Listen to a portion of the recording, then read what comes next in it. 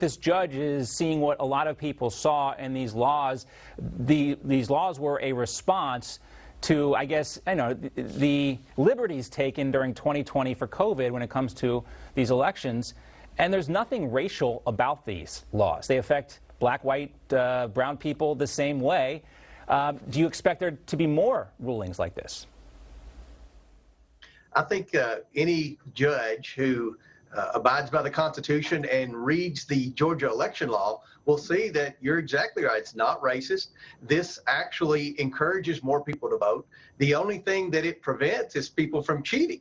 And that was the goal with the election law, to prohibit any rules that would allow people to take advantage of the system, which is what happened in the presidential race the last time. When you send out absentee ballots to people who don't request them, there are bad things that are probably going to happen. So this is a good law. I'm glad the judge saw that, and I hope that all the Democrats who always want to challenge laws that are passed by duly elected legislatures, I hope they see this, and I hope they try to leave the process alone, because this is what needs to happen for election integrity. Now, that last thing you mentioned right there is what was so important in Pennsylvania. And we now have State Senator Doug Mastriano, who's been on this show a lot, launching his own election audit plan. He is asking several counties to submit all the software, equipment, and copies of hard drives used during the 2020 elections. He says he wants to check all the ballots. But Pennsylvania is one of these states where we saw a lot of rules and regulations implemented without the due process of going through the legislative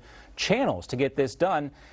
And the other thing, we don't see these audits dying down. There is a lot of interest around the country. We have Arizona, we have Pennsylvania, and other places as well.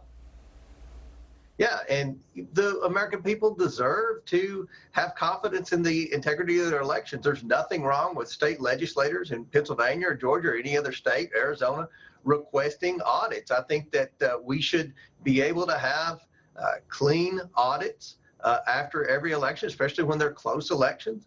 And I think that that's completely normal. I think that's something that hopefully the Secretary of State and elected officials in Pennsylvania will welcome, and hopefully it'll be done by a credible firm. I think that's important. The audits need to be done by a credible firm, and we can see for sure if there were instances of fraud or abuse, and hopefully we can learn lessons moving forward. But when you talk about Pennsylvania and Georgia and some of these other states that change the rules without legislative approval, that never needs to happen again. Of course, we were in uncharted territory with COVID, but I think that our election officials across the nation have learned from the mistakes in the last presidential election, and hopefully those mistakes will never be repeated. There's one more question, Congressman. This is not on the same topic, but it relates to Hunter Biden and the House Oversight Committee. I read today that the White House is now talking about ways that they can be more transparent about Hunter Biden's art sales. I know if Republicans had control of the committee, this is something that you definitely would put on the agenda. But talk to us about why this is so concerning. We could have a guy like Hunter Biden selling pieces of art for $500,000, and we wouldn't find out as Americans who's actually paying for the art.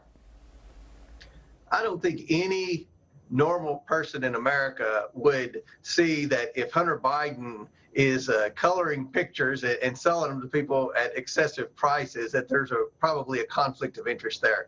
And the fact that it's just now coming out is concerning.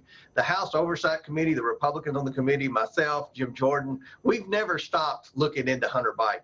And Hunter Biden, for the Republicans on the House Oversight Committee, is the gift that keeps on giving. So we're looking at everything that we can possibly look at with respect to Hunter Biden. And I'm confident that the more that comes out on Hunter Biden, the more the American people are going to demand that Joe Biden be transparent about Hunter's business dealings. I mean, the fact that he's a director of any business is questionable, but much less a foreign business. Now you throw in that he's supposedly an artist selling art for higher prices than any artist that I've ever seen or heard of. That's pretty suspicious. So we're continuing to look into everything that we can with Hunter Biden. And I think if you'll stay tuned, there'll be more to come with respect to what the Republicans on the House Oversight Committee are doing with respect to Hunter Biden.